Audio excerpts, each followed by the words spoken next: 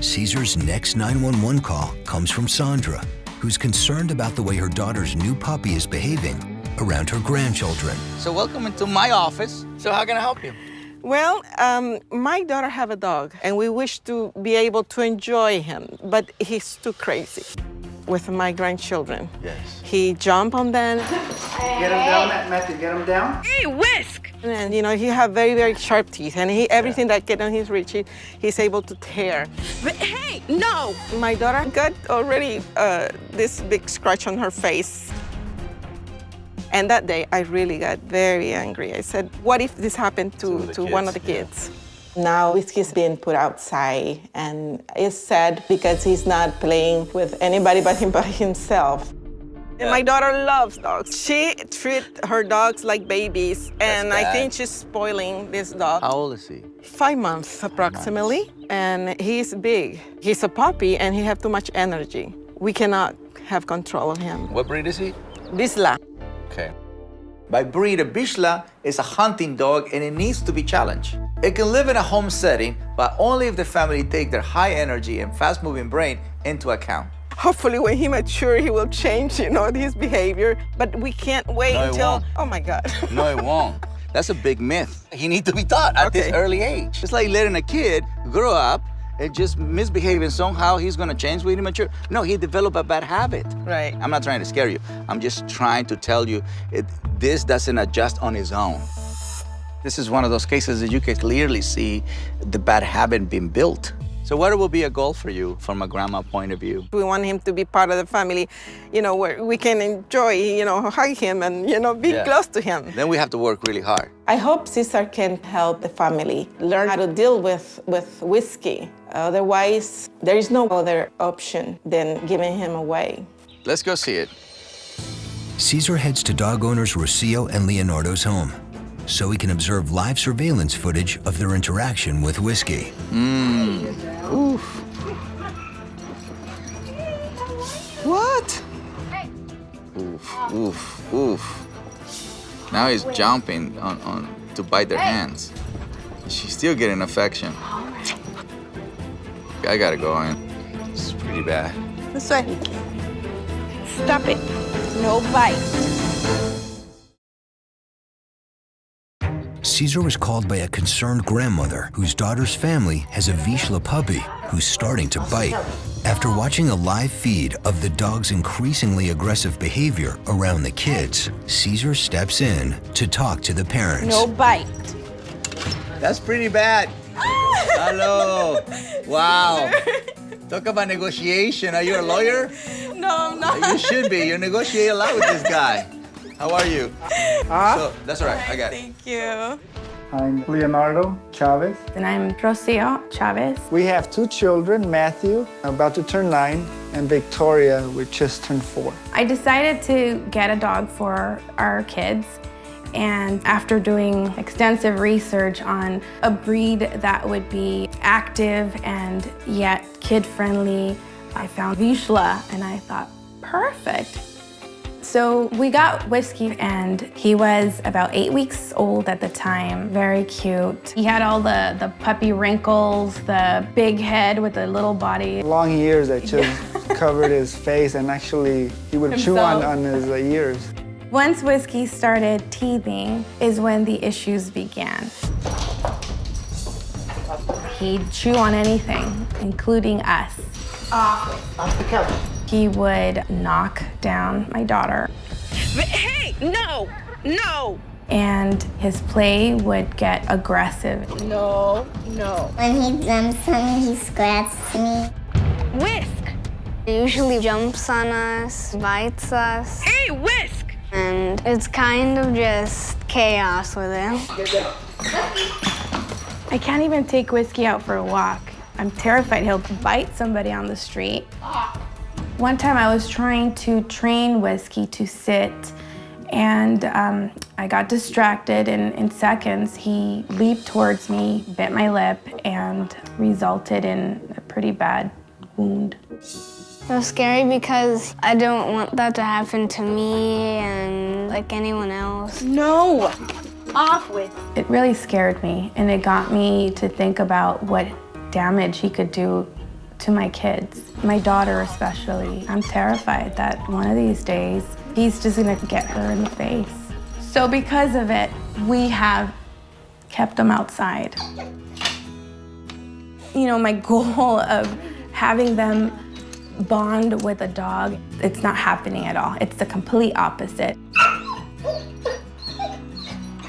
And if we don't get help now, I'm afraid Whiskey will end up being an outside dog, completely isolated from our family. He's losing out on that, the family that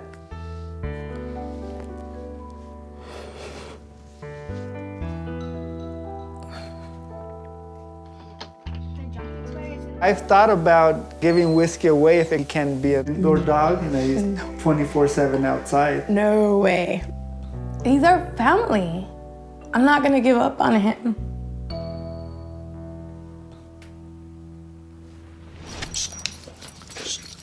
He's beyond excited. This is the excitement that hurts. So when I was looking at the tablet, you're giving affection to this, and that's not healthy, okay? See, the more you look at him when he's in that state, the more you feed on that. The more you do this, which you did, the more you actually give your space. So he pretty much is in control of everything. 5 months of age. We don't stop it now, it's just gonna continue. Playing, he's a puppy, but he's biting. And his intensity, his determination is gonna become way stronger to the point that they're not gonna stop him. The fact that you guys are keeping him away and that's how you deal with, his brain will never learn to be any other way. Because you're not really teaching anything. You're just putting a pause on things. Right. It's just Chuck E. Cheese all day long. It's all excitement. Right. Whiskey is a dog that has no rules, boundaries, or limitations. The very basics of good dog behavior. The family need to step it up now. The first thing you have to do is present food. So before you even put him around dogs or children, you create impact of respect. So if you can control a dog around food, you can control that dog around anything. Let's do this. Does it make it Head sense? on. Yes, it does make sense. Yeah. Totally. So here, yes?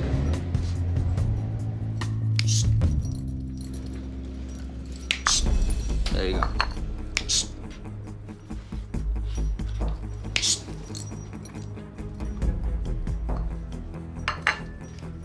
It's not that you are being mean to the dog. A dog needs to learn that he can be in front of these things and he has to come out with a different response. Yes. So I'm giving direction. I'm just telling you that this thing, you can't touch it. You can't touch it, correct. So if I say that you can't touch this, you can't touch my kid, you can't touch this, you can't touch that. That gives you access to create rules and boundaries. Just seeing Cesar put the food in front of Whiskey and teach him to leave it and not touch it, it was amazing. Completely different dog in like less than 5 minutes. I just want to put you in a situation where you begin to teach. So you're teaching rules. Nothing excites a dog more than food, and Ham has a strong scent. So this challenge is perfect for Rocio because normally she allows Whiskey's excitement to control the situation. Now, she needs to be the one in control. Let's begin with 1. I want her to do exactly what I did. Put down the container of food right in front of Whiskey and make him understand that it's off limits and he's not allowed to eat it. Simple. He can't come near, you understand? Your energy, your frame of mind is, I'm claiming this. That's your bad habit. See it? So he came and touched it, what do? You move it away. See it? This movement, you moving away. He's moving away. We have to keep the kids in mind. Yes. Which approach is going to be healthy for our children? Back off. Yes, because the kids are not going to be thinking about anything. Whisk, whisk, whisk! Cesar is teaching boundaries to an out-of-control Vizsla puppy who is finding it hard to follow Cesar's instructions. Whisk, whisk, whisk! Well, here. Here, we still teach.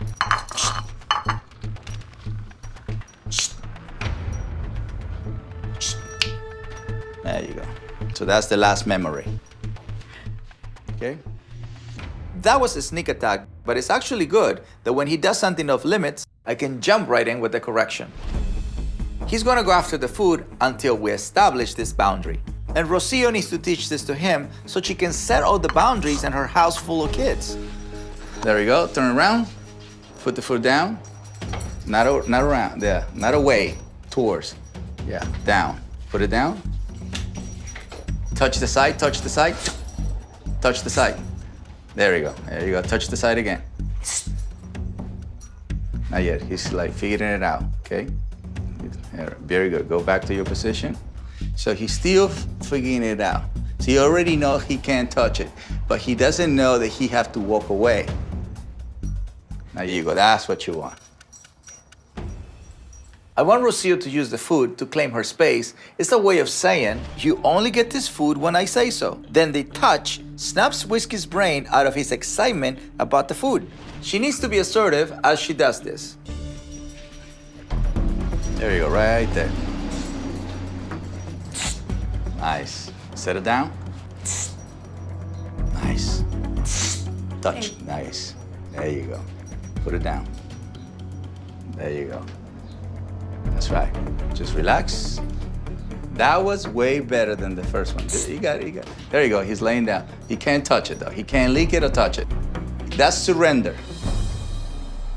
How's it feel? Amazing. That's right. Because now you're being clear and you're teaching your baby, who's a dog, manners. Correct. So if you can do that with food, you transfer that to your child. Yeah. So far, I am feeling so empowered by today's meeting and hopeful. We have to change the perception of how you love him, you know what I mean? Because he's a baby, which is difficult, challenging for her, because for her, it was this fairy tale. You know, I want a dog to be raised with my kids, and I want the white picket fence, you know, the whole American dream. I teared up today because I realized that it's been me that's been doing things wrong the whole time, and I have to change that. So discipline is the bridge from goals to success. That's how you get to the next level. You need structure. How do I? You have to come to the ranch. I am starting to see Rocio's confidence change with Whiskey. Her bigger issue is how she babies Whiskey and encourages his bad behavior. I have some special guests for her to meet to get some hope. Guys, I hope you enjoyed the video. Make sure you like, subscribe, and comment, and join me on my mission of better humans, better planet.